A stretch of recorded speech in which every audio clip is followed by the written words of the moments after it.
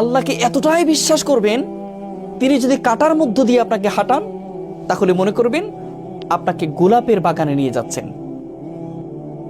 আপনি যদি যে কোনো কষ্টে যদি থাকেন, আপনি যদি ব্যথিত হন, আপনি যদি আঘাতপ্রাপ্ত হন, তাহলে আপনি মনে করবেন আপনার আল্লাহ এই কষ্ট দেওয়ার মানেই হলো আল্লাহ আপনাকে ওয়ালা সাউফা ইয়াতিকা রাব্বুকা ফাতারদা, এমন কিছু দিতে যাচ্ছেন সেটা পেলে তুমি খুশি হয়ে যাবে। যত কষ্ট আছে, যত দুঃখ আছে, সব তুমি ভুলে যাবে। এমন জায়গা আল্লাহ নিতে চাচ্ছেন।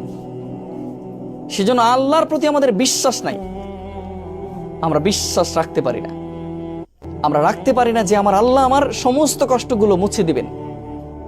যে আল্লাহ সৃষ্টি করতে পেরেছেন, যে আল্লাহ শ্বাস প্রশ্বাস নিতে দিচ্ছেন, সে আল্লাহকে আমাদের কখনো কষ্টটা দূর করে দিতে পারবেন না? যে আল্লাহর জীবন, সে আল্লাহ জীবনের দুঃখগুলো দূর করে দিতে পারবেন না? তিনি কুম বলবেন, হও, ফায়াকুম, হয়ে যাবে ইনশাআল্লাহ। শুধু ভরসাটা রাখতে হবে আল্লাহর উপর।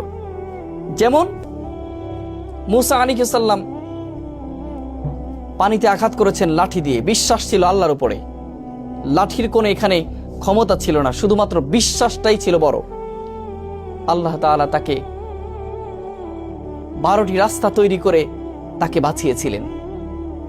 তেমন করে আপনাকেও আল্লাহ বাঁচাবেন, শুধুমাত্র ধৈর্য ধরতে হবে।